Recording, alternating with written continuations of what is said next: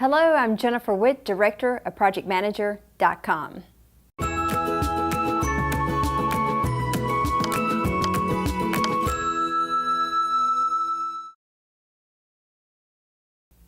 Well, welcome to our whiteboard session today on the Idiot's Guide to Project Management. Before you make any judgments, let me share you where this came from.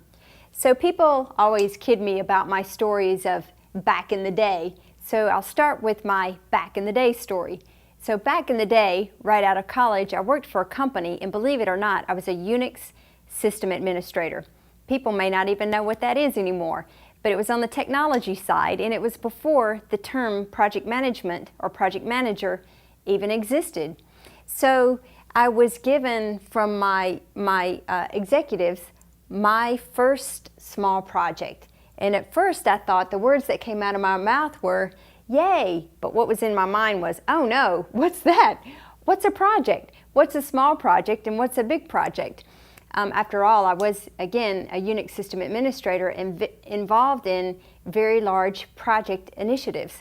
So the term small is relative to your organization. And so the discussion I'm going to use, and this is, I created my Idiot's Guide for me, Jennifer Witt, and I'd like to share that with you today. So in case you find yourself on your first small project, I don't know, maybe some of the tips will help. But the principle I learned through this in the beginning was from my executives, once I got my first small project, is don't spend more time, money, or effort on the project, because this literally was a small project. And so once I was given this project, I was a woman on a mission. So I really studied and analyzed this thing. So my small project was moving our group, was a group of about 15 people, and our group was actually sitting on the computer, the raised floor in the computer room of our company. And we were moving into our new office, which was a modified hallway. So I did have to coordinate with several other people for this big move. But what I learned from my executive, again, was not to overkill this project. So I want to share with you some of the things. As I'm talking with many organizations, I do actually interview some CEOs, and some of the problems that they say is on some small projects where project managers get a project bad rap sheet is for the same principle.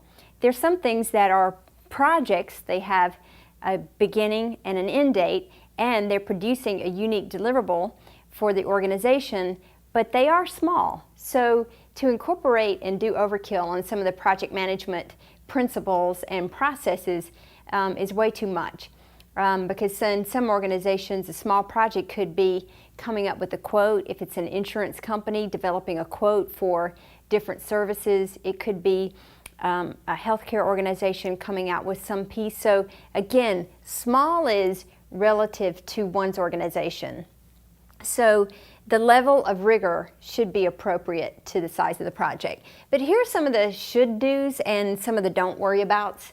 So if you're finding yourself maybe on some of your first small projects, these are some of the things that I found that you should do. So number one, you should create a task list so you'll know what all has to be done in order to get this project done.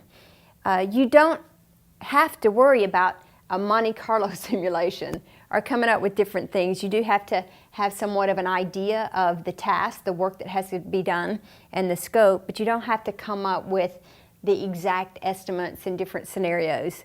Number two is to identify dependencies. You do have to know what you have to have in order to get certain tasks done. So you may not be able to get some tasks done unless others are done before then, or you may have to wait on certain resources or assets into the organization of the project before you can do it. So it's good to identify dependencies, but you don't have to come up with a critical path or other contingencies. The other one is assign people. So it's important to know specifically who's responsible for a task, because if there is no one assigned, or if there's an organization assigned, then the task is not going to be done. You need to know who to go to for specific things, so you'll know who to report on, what's the status, has it been done, how can I support you. You don't necessarily have to come up with a full-blown organizational chart, resource matrix, or even a detailed communications plan of all these people in all these elaborate ways. Because in a small project, again, relative to your organization, meaning this is small, this is a small effort, something that maybe it's one person or two people or a few people have to be done. Set due dates. You do have to know when things are going to be completed or when they're projected to be completed, but you don't have to do any detailed reporting, all these elaborate customized reports, all the red, blue, yellow, green reports. That can be overkill. You do need to document the project, document the project, what's been done, who, what, when, and where, so that again, if it is a project, it is being funded from something in the organization, so you do need the records, whether it's estimates or billing or things like that. So it does have to be documented, but you don't have to go to any elaborate version control systems and all of that.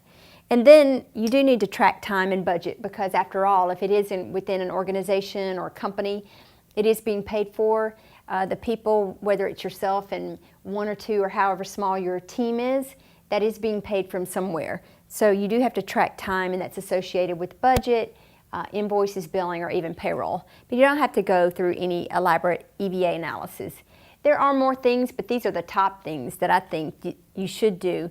Some of the top things you don't necessarily have to worry about, again, for the small projects, because it is the level of rigor should be according to the size of the project, so you don't end up with a project bad rap sheet on your record.